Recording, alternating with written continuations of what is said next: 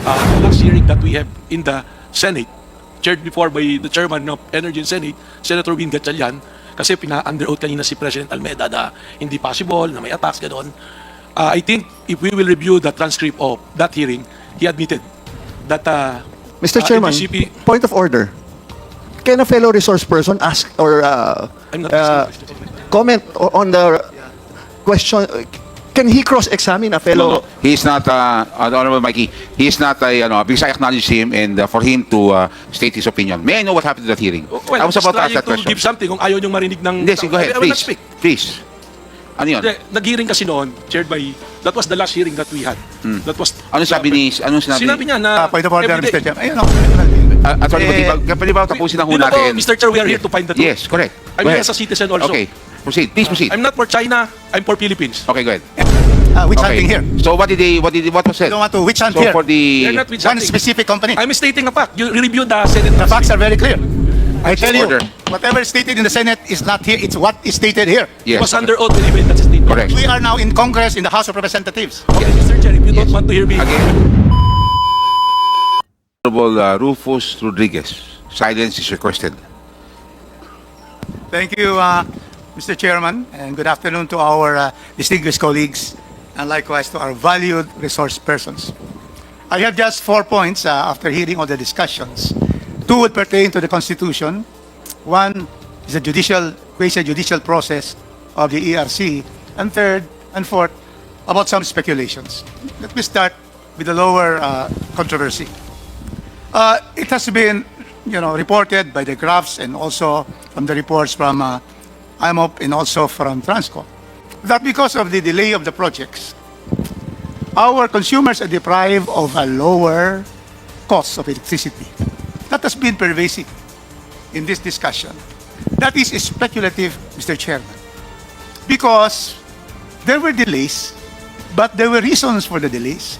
And in fact, the DOE with our colleague has stated that indeed we cannot just directly attribute all the delays to NGCP because there are, like as I've stated in the previous hearing, the Mindanao Visayas interconnection, problems of a golf course, TRO in the Supreme Court, problems of the right of way in Lanao. So therefore, it's speculative that if the projects were already implemented, then it will result to a lower consumer payment of electricity. So that's the first one. The second one is about the ERC.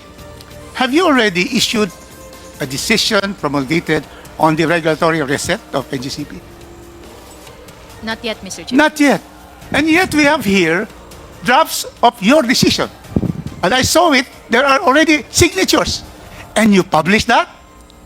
My goodness, it is my first time as a practicing lawyer for 45 years that a quasi-judicial body will be publishing a decision, a draft decision, because precisely you are the ultimate decision maker and you are the regulatory agency. I cannot see any judge publishing what will be his decision and getting comments.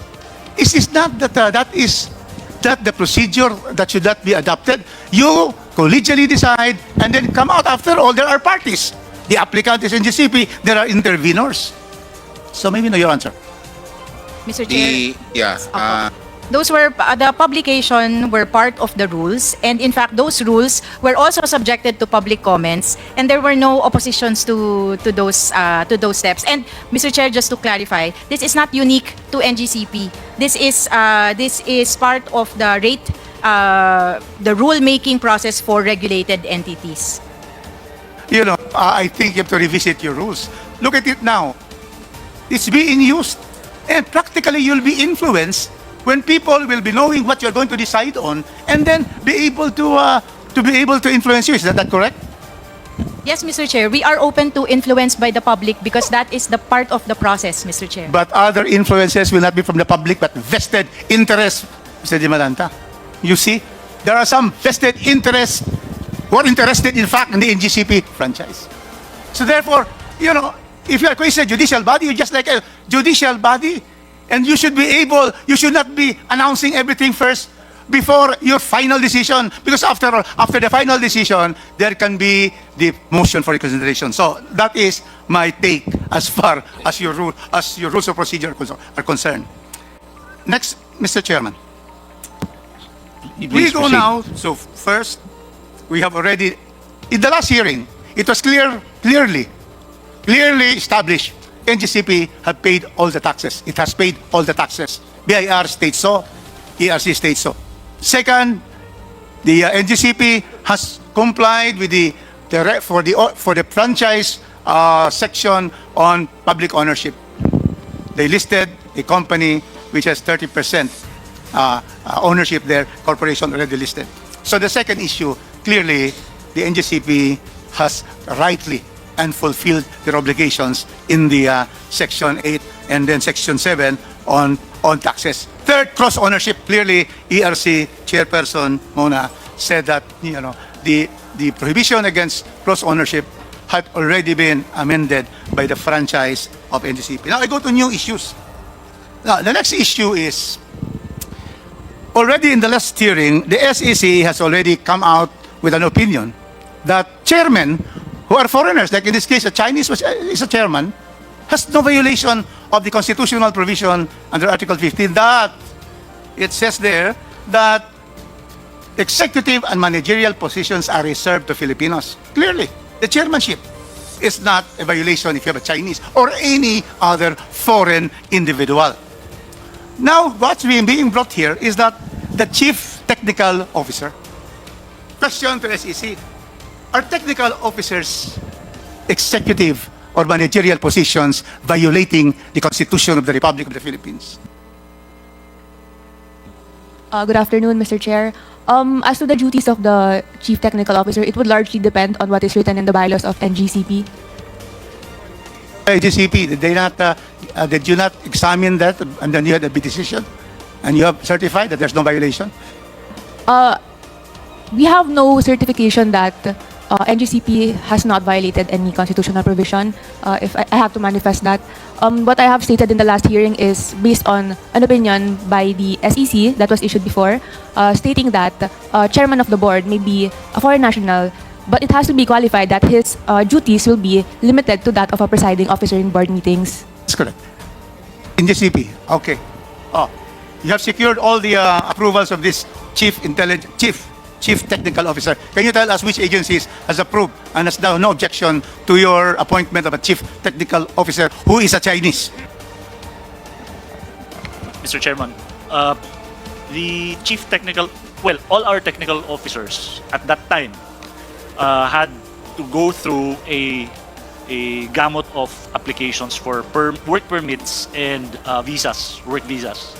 We first go to the DOE to get their endorsement, and they will endorse the application to the DOJ, and the DOJ will cascade that application to the To get that endorsement from DOE. And then the BID after yes. Yes, for the record. The DOE endorsed your application, endorsed that position to be held by a Chinese, and then you can now go to the Department of Justice and the Bureau of Immigration, which I headed during the time of President Estrada. Yes, Mr. Chairman. That's the procedure. And then they evaluate the functions that the technical personnel will be performing, and if they are indeed technical in nature, they will issue the permit for the technical personnel. And were they issued permits from the Bureau of Immigration and the Department of Justice? Yes, Mr. Chairman. For nobody has questioned these decisions of the agencies that are really looking into whether a position holder violates the Constitution or not. There was now no adverse decision of all the agencies of the government. Not that we recall, Mr. Chairman. Was there, because you supervise corporations, was there a complaint of any person against the chief technical officer holding this position that it violates the law? As of this moment, Mr. Chair, there is no filed complaint regarding that matter, Mr. Chair. And so therefore, once again, I'm saying that there is no violation at all. And so, chairman can be a foreigner, chief technical officer can be a foreigner. Now, it's clear. Now, let's go to the most basic, the most important constitutional, what pervades the Constitution, and that is national security, Mr. Chairman. It is not mentioned in the Constitution, but in every section, every article of the Constitution, always national security.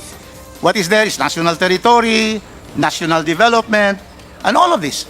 So then we go now to the issue of the Chinese with the NGCP.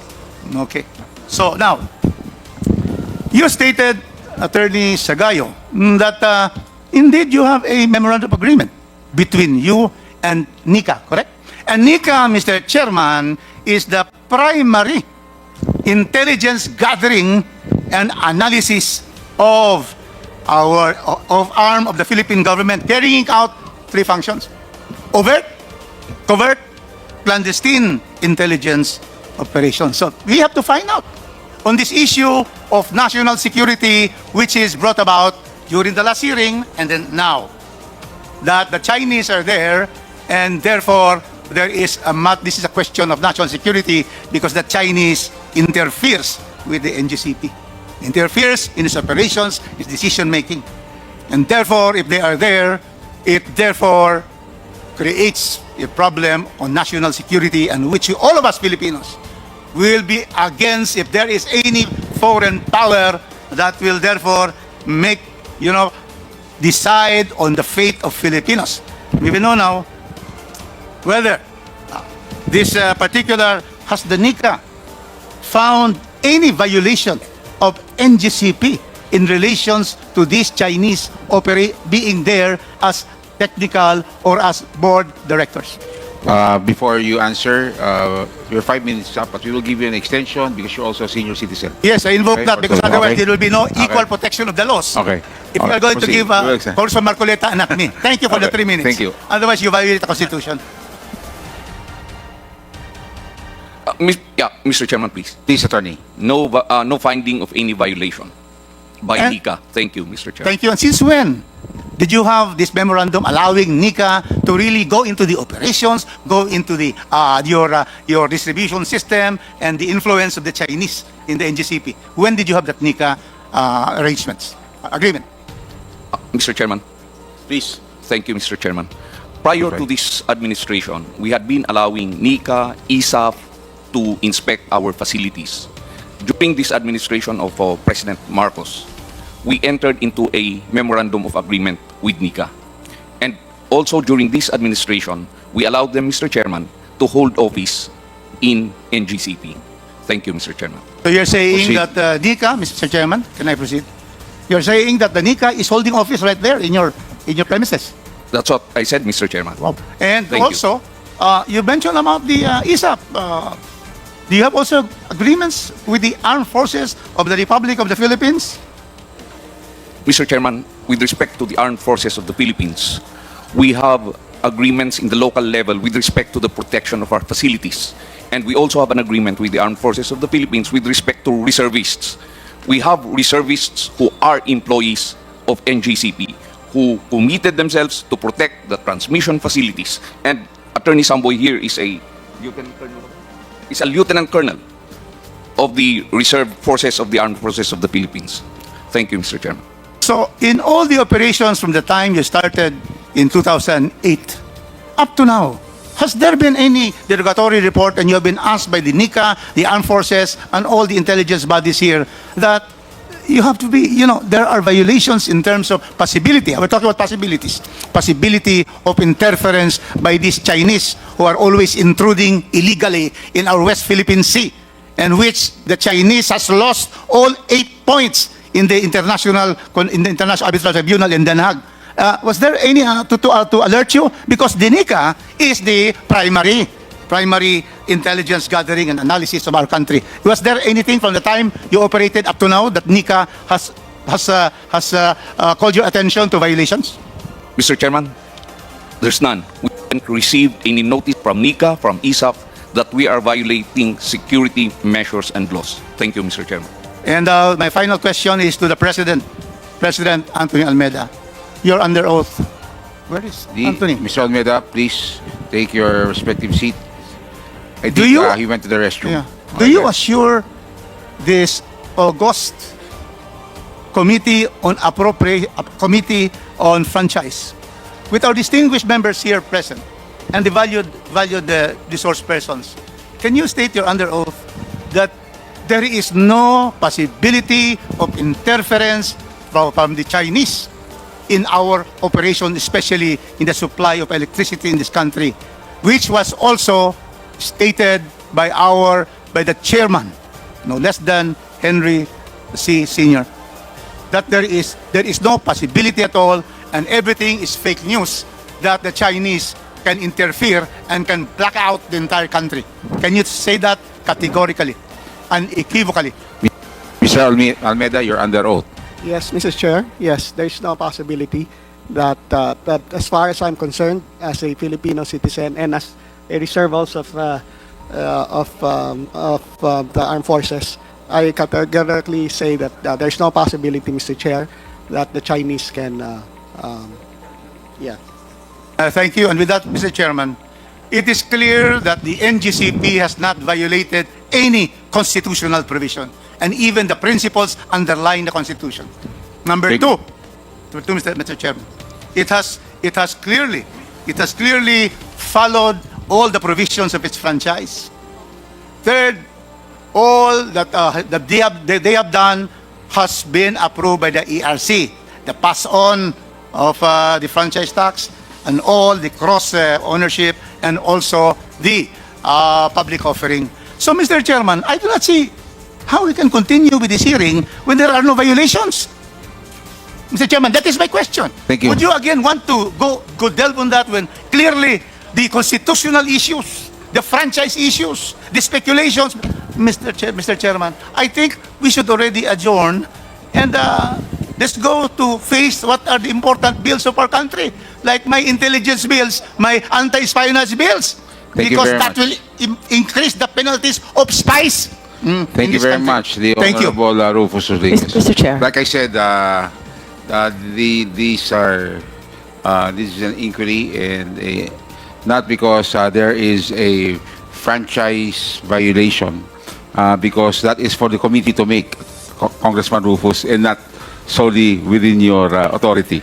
Okay? That is a collective Mr. Chair. decision. So hindi nyo kayang decisionan ho kung may franchise violation. But again, we're looking at how to bring down the prices of electricity, and we will continue to do so until we're able to achieve that goal. Now, Mr. Chair. Ay, the USEC Janet Garin is Sharon, sir, recognized. Sharon. I'm sorry. I'm sorry. The better Garin. Okay. Okay. No, USEC Sharon Garin is recognized. Mr. Chair, I just wanted to clarify lang, ang records ng DOE on the approvals of the, yung mga magtatrabaho na foreigners, we have from 2018 to 2024, there are directors, senior technical advisor, but we don't have the record of the individual that you are looking for. But maybe if there's such a claim, because that's way back for us, baka pwedeng i-provide lang ng NGCP kung that's the claim, Mr. Chair, because we don't have it in DOE, Mr. Chair. Much. Attorney Matibag. Mr. Chair, gusto ko lang pong ilatag sa committee, the last hearing that we have in the Senate, chaired before by the chairman of Energy and Senate, Senator Win Gatchalian, kasi pina-under oath kanina si President Almeida na hindi possible, na may attacks, gano'n. I think if we will review the transcript of that hearing, he admitted that Mr. Chairman, NGCP point of order. Can a fellow resource person ask or I'm not asking comment on the question? Can he cross-examine a fellow? No. He's not, Honorable Mikey, he is not, because I acknowledge him and for him to state his opinion. May I know what happened to that hearing? Well, I was about to ask that trying question. to give something kung ayaw niyong marinig ng... Yes, go ahead, I will not please. speak. Please. Ano yun? Nag-hearing kasi noon, chaired by... That was the last hearing that we had. That was... Ano sabi ni... Anong Sinabi niya na... Point of order, every day- Mr. Chairman. Ayun, Melvin. Attorney Matibag, kaya pwede ba tapusin ang Di huna ba po, natin? Mr. Chair, we are here to find the truth. Yes, correct. I'm Go here ahead. as a citizen also. Okay. Proceed. Please proceed. I'm not for China, I'm for Philippines. Okay, go ahead. Witch hunting here. So what was said? You don't want to witch hunt So here. for We are the... not with One something. specific company. I'm stating a fact. You reviewed the Senate The facts are very clear. I tell you, Order. whatever is stated in the Senate is not here. It's what is stated here. He Yes. was under oath when he made that statement. Correct. We are now in Congress, in the House of Representatives. Okay, Yes. Mr. Chair, if you don't Yes. want to hear me, Again, I will keep quiet. like I said, I'm asking you to continue. What was said? Quiet, please. He stated that NGCP is suffering an attack every day. Okay. And Mr. Chair, From may I where? be recognized? From where? kung saan-saan. Maraming yung cyber attack. Okay. So yun ang issue. Yun yung sinasabi ko kasi based doon sa sinasabi under oath, wala, hindi pwede. Okay. Mr. Chair, Okay, may be thank you very recognized. much. Attorney, sundin lang po ha. I will acknowledge you. Relax ka lang. Okay? So I will, Attorney Matibag, are you done? Have you said your piece? Okay na po kasi Let it be baka said, magalit po yung mga abogado. Hindi. Okay, abogado ka rin naman eh. Okay, so pare-pareho kayo abogado. Yun ang mahirap pag maraming abogado.